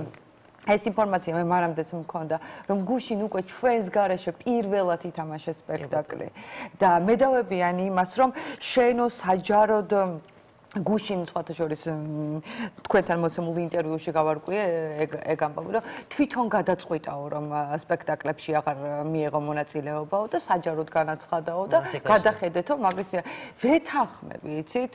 მე არა, ნახე ინტერვიუშიც ვთქვი, რომ აღარ მინდა თქო და მე დასის გამგესაც მივწერე, რომ იმიტომ რომ თავშეურაცხყოფილად ვგრძნობ, იმიტომ რომ საჯაროდ ბატონმა რობერტ სტურუამ მიწოდა გვიწოდა სამივეს მონები და რაღაც სახელები შეგვარქვა რუსული რევოლუციონერი ქალების და დაგვაკნინა და არ მინდოდა კიდევ უფრო მეტად უხერხულ მდგომარეობაში ჩავარდნილიყავი და სამუშაოდ ჩემთვის ამ ეტაპზე ვთვლიდი რომ არანაირად კომფორტული მოცემულობა არ იყო, ამის გამო ისევ მე კოლეგიალურობას მოვუხმე და მივწერე მათ და გავაფრთხილე რომ შემდეგ სპექტაკლში ნუ დამელოდებით აღარ ვითამაშებ თქო, მაგრამ ნახეთ, მაშინ როცა უნდა მივსულიყავი რომ დამეწერა და უკვე ეს ტექსტი იურისტთან მქონდა გავლილი, როგორ უნდა გამეკეთებინა განცხადება, რომ ბატონო რობერტ თუ შეიძლება თქვენი სპექტაკლებიდან მომხსენით, იმიტომ რომ ამიტომ და იმიტომ და ხელი უნდა მომეწერა და მე მათ უნდა დაეკმაყოფილებინათ ჩემი მოთხოვნა. ამის საშუალება არ მომეცა, მივედი და უცბად მხვდება, რომ მე ვარ დამნაშავე კრიმინალი,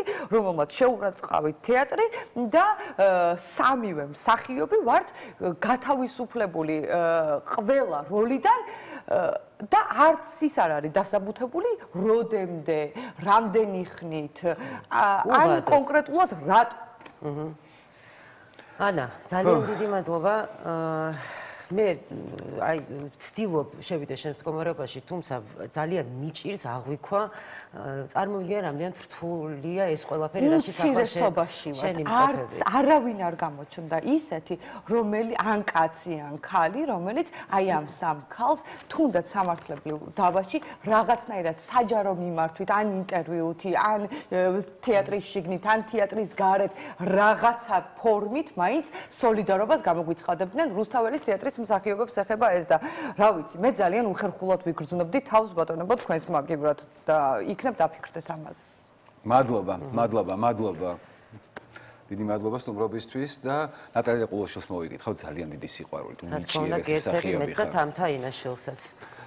და ძალიან საინტერესო სიუჟეტი გველოდება ახლა ჩვენს მაყურებელს.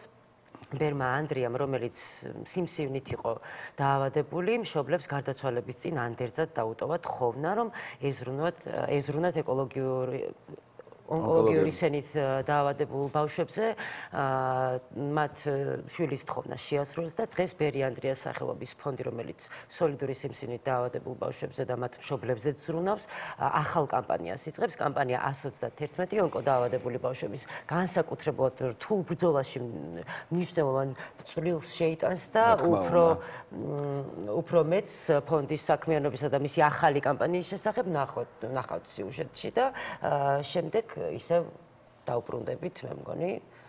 პრინციპში სიუჟეტს მე შეგვიძლია რომ საინფორმაციო გამოშვება პირველები ვნახოთ და შემდეგ დავუბრუნდეთ ჩვენ. დიდი მადლობა კიდევ ერთხელ ანა სტუმრობისთვის. ნახოთ.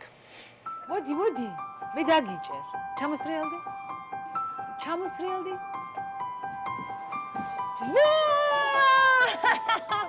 აგაფრინო ჭერამდე?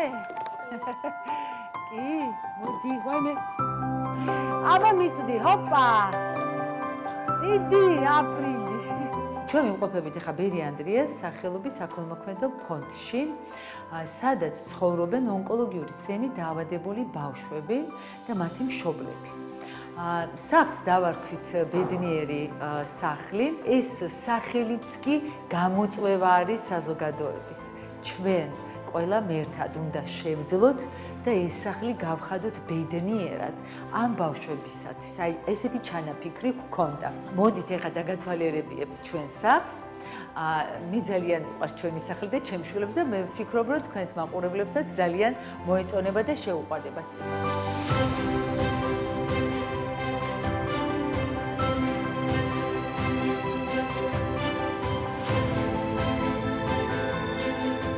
შემობძანდით ეხა ჩვენ შემოვალთ კი ბერი ანდრიას ფონდში, მაგრამ აი ლონდონის ქუჩას უფრო გავს ეხლა ეს ჩვენი დერეფანი ძალიან სახალისო არის და ბავშვებს ძალიან ეს მოწონს. როდესაც ადამიანები მეკითხებიან მოკლედ, რას უკეთებთ ამ ბავშვებს, რა შეეხმარებით? მოკლედ მაქვს ესეთი პასუხი მოფიქრებული, რომ სულ ყველაფერს ზუსტად იგივეს უკეთებ, რასაც ჩემს ერთადერთ შვილს, მამა ანდრიას უკეთებდი და მამა ანდრიასთვის ყველაფერი საუკეთესო მემეტებოდა.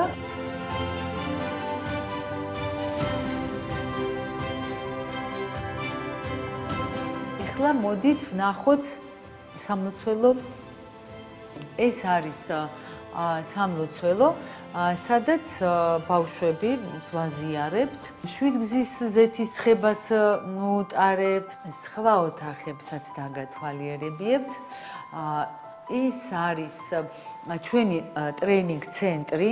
აქ ბავშვები ძალიან კარგად თან ერთობიან, იმიტომ რომ არა მხოლოდ ტრენინგ ცენტრი არის, ეს არის თან ესეთი არტ თერაპიისთვის ეს ოთახი.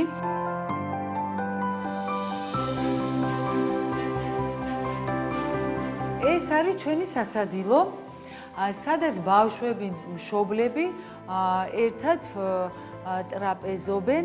აქაც ვეცადეთ, რომ ყოფილიყო ძალიან ფერადი და ძალიან ლამაზი. მე ვფიქრობ, რომ მართლა გამოგვივიდა. თან სხდებიან ხოლმე და უყურებენ რაღაც ერთად ფილმებს, არჩევენ, ან ვგულშემატკივრობთ ჩვენ სპორტსმენებს და ესე ძალიან ბედნიერები და ძალიან ხალისიანები არიან აქ. ბავშვებო და მშობლებო, გამარჯობათ.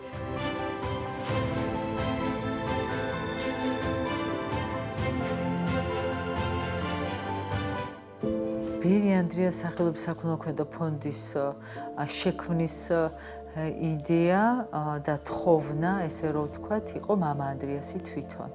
როდესაც უკვე ნელ-ნელა მძიმდებოდა და ძალიან ცუდად ხდებოდა, მაშინ მითხრა, რომ დედა მერი რას იზა და მერე ნიშნავდა მის გარდაცვალებას. ერთხელ მითხრა, რომ დეო, შენ ამ ბავშვებს ხომ არასდროს არ მიატოვებო და გულისხმობდა იმ ბავშვებს, რომლებიც მის გვერდით მკურნალობდნენ და იწვნენ მის გვერდით პალატებში. და მითხრა, რომ ხომ არასოდეს არ მიატოვებ მათზე ზრუნვას. და მე ვთხარი, არა მეთქი დე. მე მკითხა, მეორე კითხვა იყო, რომ რამდენად ხშირად ივლიდე ამ ბავშვებთან. მე ვფიქრობ, დედაო, კვირაში ერთხელ მაინცო აუცილებლად უნდა მოხვიდე ბავშვებთანო კლინიკაში. ასე დავიწყეთ უკვე მე-14 წელი წავიდა. ხო, 13 წლის წინ ესე დავიწყეთ.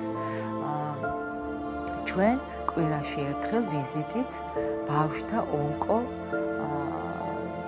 განყოფილებაში, ონკოლოგიურში. სიტყვა ჩამომართვა და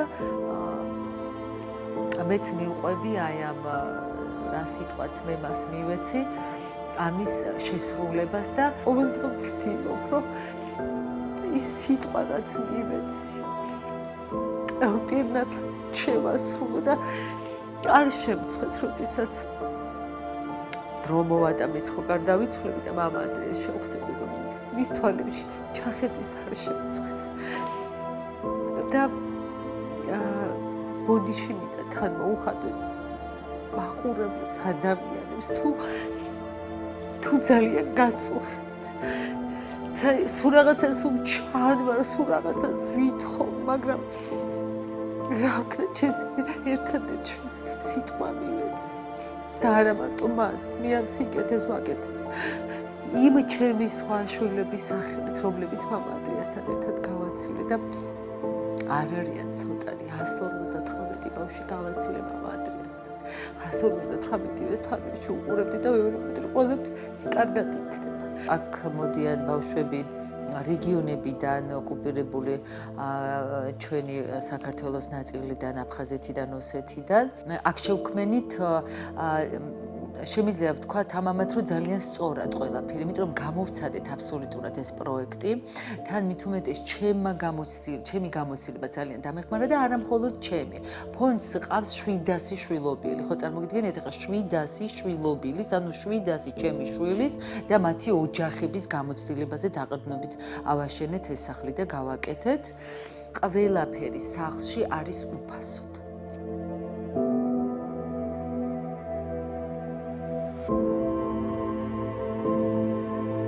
ეს ბოლო პერიოდი ძალიან გაგვიჭირდა.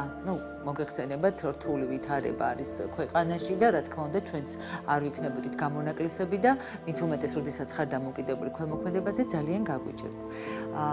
ეხლა ჩვენ მოვიფიქრეთ 131 კამპანია. 131 არის ყოველ 13-ში 1 ლარი.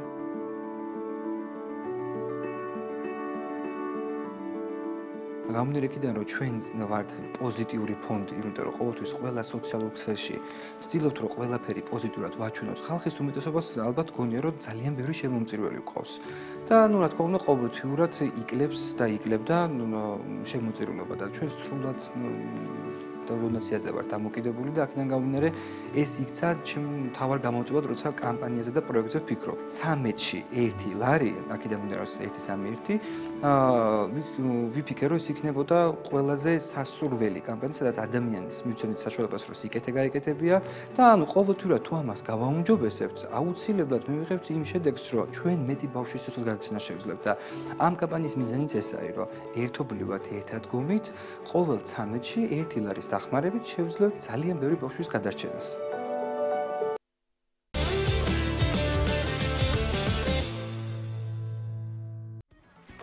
დაგიბრუნდით პირდაპირ ეთერში და ანა უკვე მოკალათებულია. მე შენ ახლა უფრო დიდ და კარგ კომფორტს შეგიქმნი. შეგვიძლია მოკალათდეთ და უძვირფასეს მაია ხერხეულიძეს დაველოდეთ ჩვენს ეთერში, რომელსაც ლაშა უჩავაყავთ. ლაშა უჩავაყავთ სტუმრად. რა თქმა უნდა, ახლა ფარისებრ ჯირკვალზე და მის პრობლემებზე. რაც ძალიან საინტერესოა და ძალიან ბევრს აწუხებს ჩემ გარშემო მაგალითად. ხო, და ერთ-ერთი ყველაზე მნიშვნელოვანი ორგანო არის, ხო მართალია? კი ბატონო. და ბევრი ვილაპარაკოთ და ჩაუჯდეთ? მაშინ კოკა-კოლა მივირთვათ და ნახოთ ექიმის რჩევები მაია ხერხეულიძესთან და ლაშა უჩავასთან ერთად და ჩვენ ხვალამდე ხომ არ დავამშვიდობთ. აუცილებლად ხვალ ისევ შევხვდებით ერთმანეთს, ისევ აქ იგივე დროს. ხვალამდე. რუბრიკას წარმოგიდგენთ ავერსის ბრენდი დეკლარი. დეკლარი, შვეიცარიული კოსმეტიკა ქალისა და მამაკაცის მგრძნობიარე კანისთვის.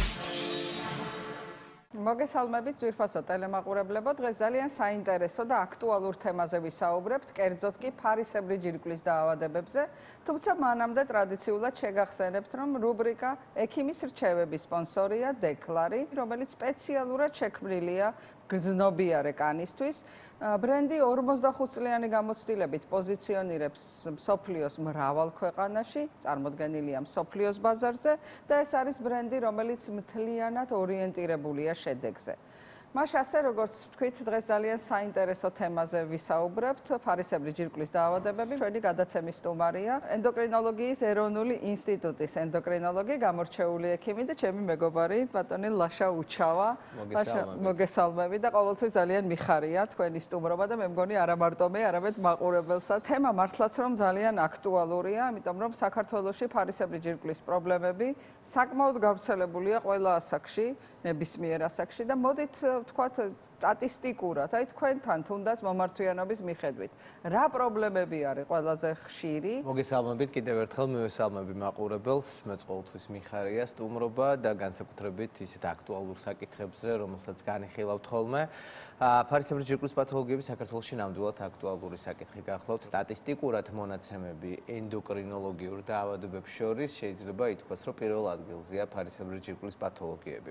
როგორც აღნიშნეთ, ფარისებრი ჯირკვლის პათოლოგიური ცვლილებები შეიძლება სხვადასხვაგვარი იყოს ორგანიზმში და ძირითად შემთხვევაში მაინც საზოგადოება მოიხსენიებს მას როგორც ჩიყვი და ესე ვიცნობთ ხოლმე, ხო? თუმცა ჩიყვი, ანუ კვანძოვანი ჩიყვი, ამ შემთხვევაში ან ტოქსიური ჩიყვი, ესეც ცალკე ნოზოლოგია არის და ფარისებრი ჯირკვლის დაავადებებს სხვადასხვა ესე ვთქვათ სახელწოდებებით ვიცნობთ.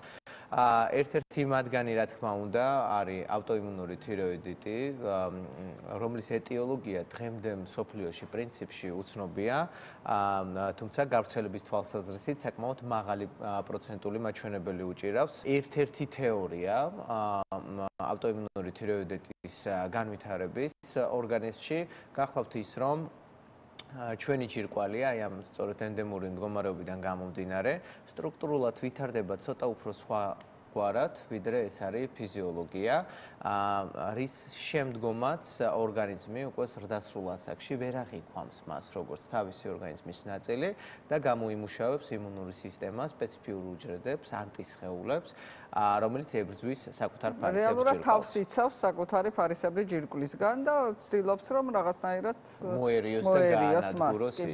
შესაძლებელია ჩვენ გვქონდეს სტრუქტურული გარკვეული ცვლილებები ეხოსკოპიურად ფარისებრი ჯირკვალზე, შესაძლებელია იყოს ლაბორატორიული მაჩვენებლების გარკვეული ცვლილებებიც, ამ შემთხვევაში ვსაუბრობთ ანტისხეულებზე, ეს არის ანტისხეულები პეროქსიდაზას მიმართ და ანტისხეულები თირეოგლობულინის მიმართ და იყოს დარღვეული ეს მაჩვენებლები, ანუ მომატებული ამ შემთხვევაში, მაგრამ ის ძირითადი ჰორმონები, რომლითაც ჩვენ ვგებულობთ ფარისებრი ჯირკვლის ფუნქციონირებას, ანუ ეს გახლავთ თირეოტროპული ჰორმონი, რომელიც ცენტრალური ჰორმონი არის და თავის ტვინში ჰიპოფიზში გამომუშავდება და უკვე პერიფერიაზე თვითონ ფარისებრი ჯირკვლის ჰორმონები, თავისუფალი თიროქსინი და თავისუფალი ტრიოთირონინი, რომელსაც საზოგადოება უფრო მეტად იცნობს FT4 და FT3-ის სახელებით, იყოს ნორმის ფარგლებში. აი ამ დროს მაშინ, როდესაც გვაქვს სტრუქტურული ცვლილება და არის ანტისხეულები მომატებული, მაგრამ თირეოტროპული ჰორმონი და თავისუფალი თიროქსინი, ასევე თავისუფალი ტრიოთირონინი არის ნორმის ფარგლებში, ამ დროს გარკვეულ ჩარევებს ფარისებრი ჯირკვლის პათოლოგია არ საჭიროებს. კლინიკური ნიშნები ამ შემთხვევაში, რაც პაციენტ შეიძლება აწუხებდეს, როდესაც არის ავტოიმუნური თიროიდიტი. თუ თირეოტროპული ჰორმონი, თავისუფალი თიროქსინი და თავისუფალი ტრიოთირონინი არის ნორმაში, შესაბამისად არანაირი სიმპტომატიკა, არანაირი ჩივილი პაციენტს არ აქვს და შესაძლებელია სკრინინგული კვლევისას უბრალოდ აღმოაჩინოს აღნიშნული. ხოლო ხშირ შემთხვევაში ასევე არსებობს გამოვლინება, სიმპტომატიკა მაშინ, როდესაც ავტოიმუნური თიროიდიტის დროს, დიახ, იცვლება უკვე ჰორმონალური სპექტრი ჩვენს ორგანიზმში და ამ დროს ხშირ შემთხვევაში უმეტესად არის ჰიპოთირეოზი, ანუ ფარისებრი ჯირკვლის ფუნქციის დაქვეითება,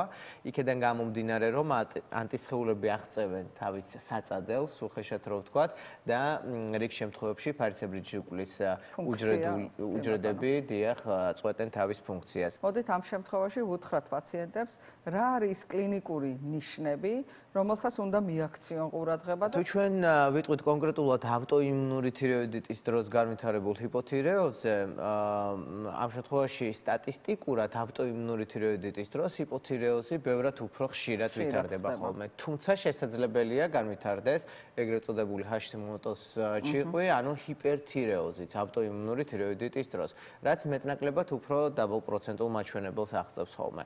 თუმცა აგრეთვე შესაძლებელია გქონდეს გარკვეული გარდამავალი ტალღისებური მონაცვლეობა ჰიპერ და ჰიპოთირეოზის, რა დროსაც რა თქმა უნდა ექიმის მეთვალყურეობა საჭიროებს. რაც შეეხება თვითონ ჰიპოთირეოზს, ისევე როგორც ავტოიმუნური თიროიდიტის დროს შესაძლებელია იყოს ცალკე მდგომი ჰიპოთირეოზი, როგორც დაავადება, მაშინ როდესაც ფარისებრი ჯირკვლის არანაირი სტრუქტურული ცვლილება არ გვაქვს, მაშინ როდესაც ანტისხეულები არის ნორმის ფარგლებში, მაგრამ ჰორმონები, ანუ ამ შემთხვევაში TSH, FT3 და FT4 არის დისბალანსში ერთმანეთთან. შეიძლება დაკავშირებული იყოს წონის მატებაც, თქვათ, ჰიპოთირეოზთან.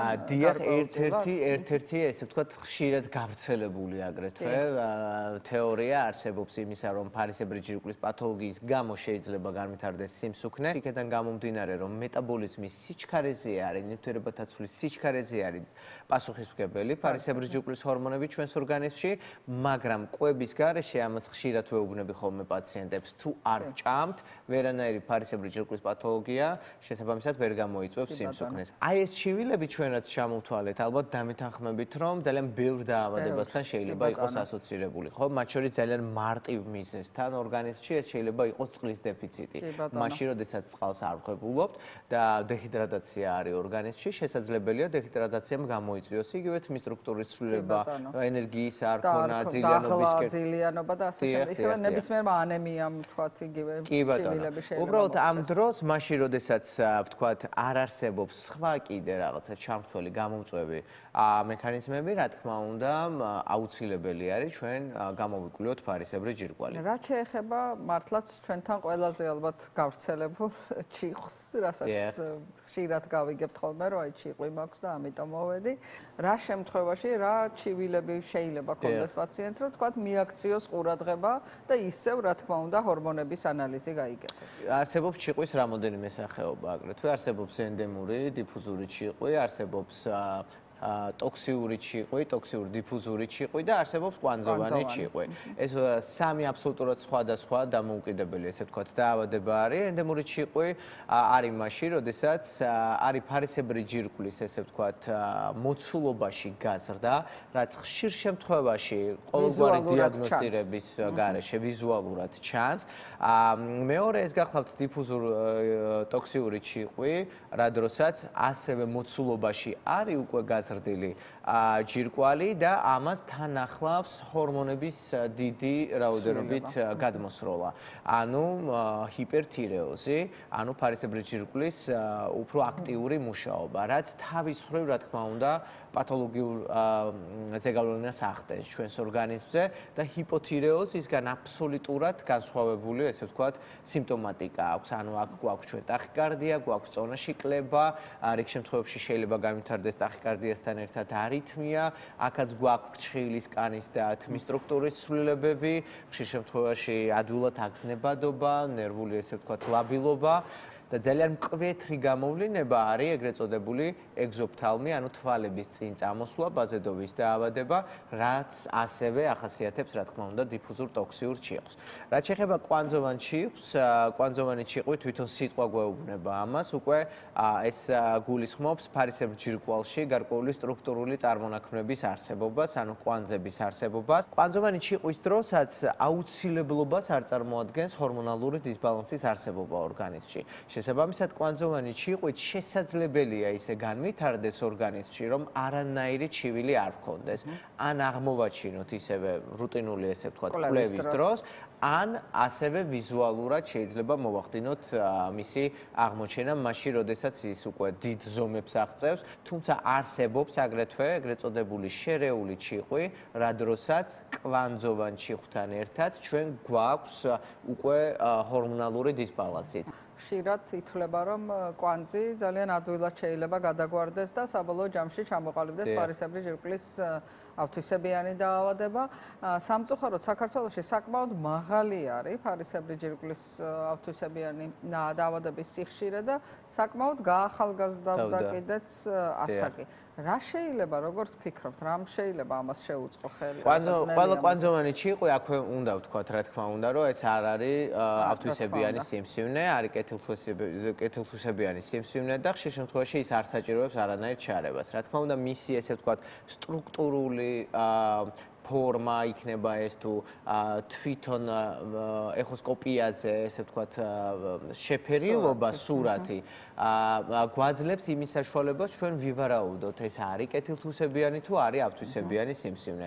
და ამის მიხედვით შემდგომში ექიმი ღებულობს გადაწყვეტილებას, უნდა ჩატარდეს დამატებითი კვლევები ამ შემთხვევაში ბიოპსია თუ არ უნდა ჩატარდეს. 5 სანტიმეტრამდე აბსოლუტურად დასაშვები არის ჩვენ დაკვირვების ქვეშ ყვავდეს კვანძი და არ მოვახდინოთ ქირურგიული მკურნალობა, თუმცა თუ ჩვენ ვღებულობთ უკვე ავთვისებიან სურათს და ეს ხშირ შემთხვევაში უპირატესად აბსოლუტურად დაგეთანხმებით, რომ ძალიან მომრავლებული არის პაპილარული კარცინომა, ანუ ავთვისებიანი სიმსივნე, ამ შემთხვევაში, რა თქმა უნდა, უკვე ვთავაზობთ პაციენტს ქირურგიულ მკურნალობას. და ლაშა, ამ შემთხვევაში თუ ქირურგიული მკურნალობა ჩატარდა, ყველა შემთხვევაში არის საჭირო მერე ჩანაცვლებითი ჰორმონოთერაპია, თუ არის შემთხვევები, როდესაც ფარისებრი ჯირკვლის ის მცირე ნაწილი თუნდაც, რომელიც დარჩება ორგანიზმში, თქვათ იმ ჰორმონების რაოდენობას გამოიმუშავებს, რომელიც ჩვენს ორგანიზმში ამ დროს გააჩნია, რა თქმა უნდა, ფარისებრი ჯირკვლის რა წილი იქნება ამოღებული ქირურგიული მკურნალობის დროს. თუ არის ერთი წილი სრულად ამოღებული და ან ორივე წილი, რა თქმა უნდა, ამ დროს აუცილებელი არის ჩანაცვლებითი ჰორმონოთერაპია, მაგრამ თუ არის მხოლოდ ის კვანძის უბანი მოცილებული ქირურგიული ჩარების დროს, შესაძლებელია, რა თქმა უნდა, შენაცვლებითი ჰორმონოთერაპია ამ შემთხვევაში არ დაჭირდეს. და აქვე უნდა ვთქვათ ისიც, რომ პაპილარული კარცინომა მიუხედავად მისი ავთვისებიანობისა, ონკოლოგიური დაავადებისა, არ ნიშნავს, ესე ვთქვათ, რაღაცა გამოუვალ მდგომარეობას და 99%-ში ქირურგიული მკურნალობა არის აბსოლუტური განკურნება.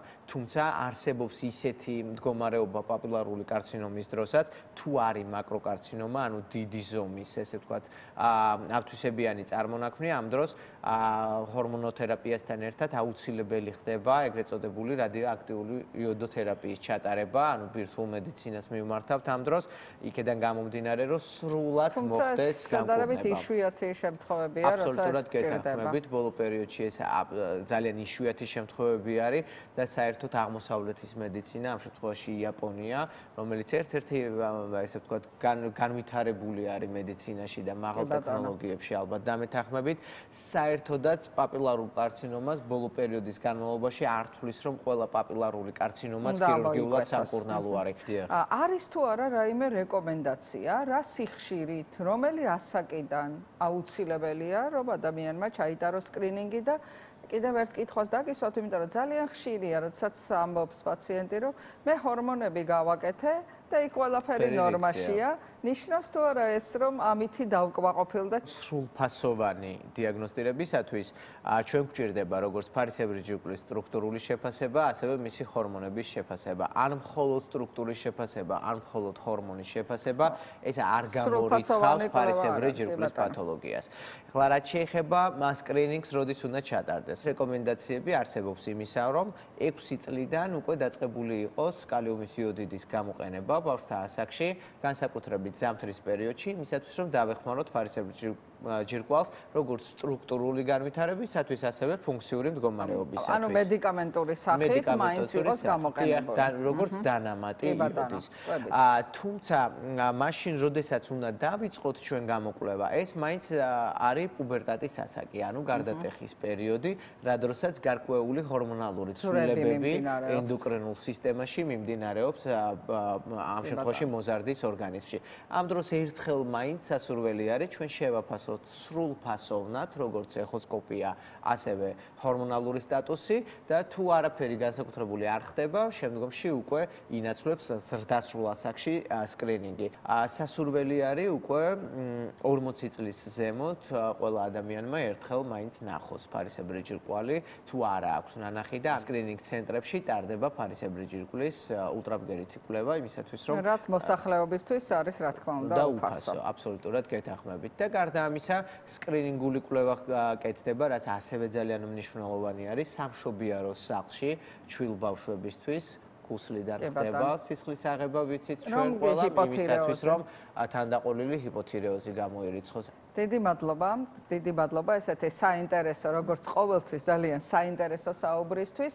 მე დარწმუნებული ვარ, რომ ჩვენი მაყურებელი გაითვალისწინებს ყველა იმ რჩევას, რომელიც თქვენ მიეცით და აუცილებლად მიმართავს სკრინინგულ პროგრამებს, იმიტომ რომ ეს არის ხელმისაწვდომი, ის არის უფასო და ამ დროს შეიძლება ჩვენ გამოვავლინოთ ბევრი ისეთი პრობლემა, რომელიც ადვილად სამართავი იქნება და მოახდენს პრევენციას მთელი რიგი დაავადებების და გართულებების. ძალიან დიდი მადლობა. წარმატებები ლაშედებ მაყურებელს, როგორც ყოველთვის ჯანმრთელობას ვუსურვებ. რუბრიკას წარმოგიდგენთ ავერსის ბრენდი დეკლარი. დეკლარი, შვეიცარიული კოსმეტიკა ქალისა და მამაკაცის მგრძნობიარე კანისთვის.